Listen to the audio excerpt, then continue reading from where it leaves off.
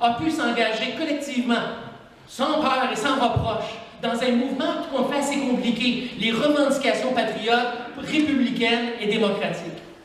Cette question-là, elle nous tarabiscote et elle est essentielle en 2015. Comment mobiliser une population? Comment faire en sorte que nous renouions avec cette solidarité, cet esprit à la fois audacieux qui a fait la renommée de nos ancêtres, mais aussi solidaire? Car là est le thème de 2015. Cette solidarité des Québécoises et Québécois de 1837, elle se fondait d'abord sur un milieu, la paroisse, la famille, le village. Les solidarités alors sacrées autour de l'autorité d'un curé ou d'un professionnel ou simplement d'un chef de famille.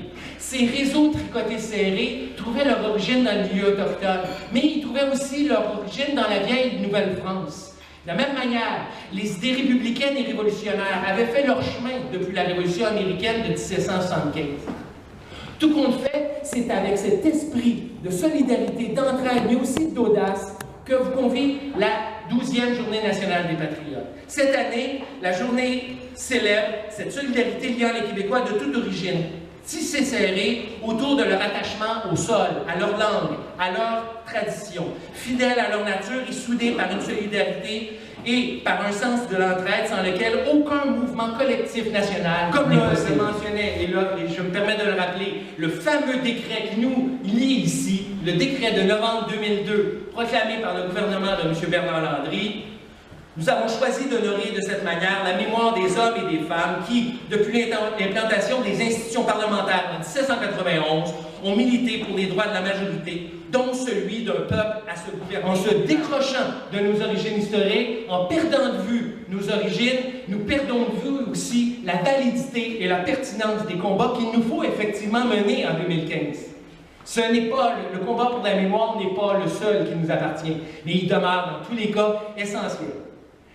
Dans les circonstances, je pense souvent au bonhomme patriote qui doit se retrouver à quelque part. J'ai déduit qu'il est victime d'un révisionnisme historique. Vous pensez bien sûr au bonhomme d'Henri Julien. Et moi, je rappelle toujours ce bonhomme-là, vous savez, là, celui-là, avec sa tête de vieillard et son corps jeune.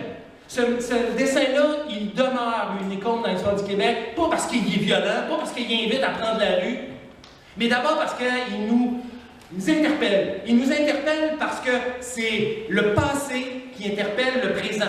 C'est la mémoire du vieux au service de l'action du plus jeune. Dans les circonstances, c'est cette refondation d'un Québec auquel les patriotes ne cessent de nous rappeler. Et afin que le Québec renoue avec sa mémoire, et afin, simplement, que nous puissions reprendre, ou plutôt, la route vers l'émancipation, là où celle des patriotes s'est brutalement arrêtée en 1837. Au niveau de la programmation, tout ça, ça va se passer le 16, samedi le 16. Donc, ça ne vient pas en conflit avec tous les événements qui vont avoir lieu le lundi. On va avoir à Saint-Denis-sur-Richelieu, au Parc des Patriotes, à côté de la Maison nationale des Patriotes, en collaboration évidemment avec la Maison nationale des Patriotes. On va avoir plusieurs choses, dont, oh mon Dieu, que c'est petit. Donc, on va avoir une rencontre d'historiens. On va avoir aussi, évidemment, la Société de reconstitution du Bas-Canada qui va tenir une pléiade d'activités. Merci beaucoup, j'étais très content de vous avoir. Il va y avoir un camp patriote. Il va y avoir, je pense aussi, malheureusement, des loyalistes qui vont s'ingérer là-dedans. Il va y avoir aussi une démonstration démonstration de l'habit civil féminin et masculin de l'uniforme militaire. On va avoir un cortège électoral, des exercices de tir. Bref, il va se passer de quoi toute la journée entre 9h et 18h. Autre ça, on va avoir aussi des activités de la Maison nationale des Patriotes. Donc, il va y avoir des démonstrations de métiers anciens. Il va y avoir aussi des démonstrations d'artefacts patriotes. Et le clou de la journée, si on peut appeler ça de même, ça va être une pièce de théâtre qui va être présentée par la troupe L'Exaltant.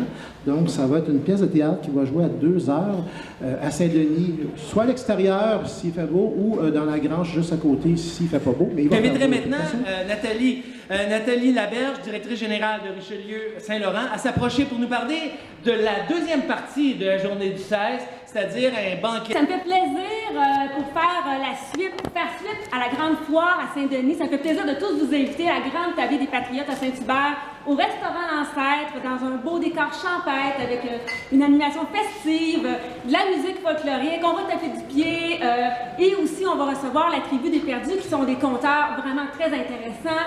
Alors, je vous invite, j'en reparle, donc le prix est 50 $, le billet.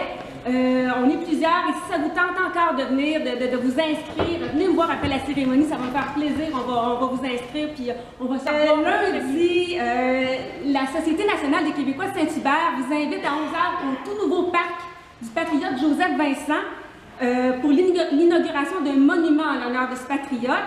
Alors, dès 11 h, cérémonie protocolaire, levée de drapeau, animation musicale vous attendent.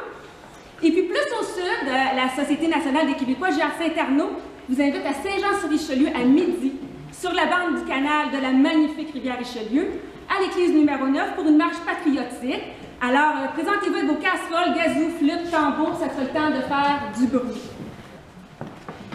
Alors, comment se fait-il qu'on a pensé à faire une ceinture aussi colorée et aussi belle? C'est qu'à l'Assomption, se retiraient l'été les gérants de la Compagnie du Nord-Ouest et de la Bédition qui embauchaient les voyageurs. Ces gens-là étaient des Écossais qui portaient de très belles étoffes. Les voyageurs, voyant ces belles étoffes-là, voulaient se les approprier et c'était très coûteux pour eux.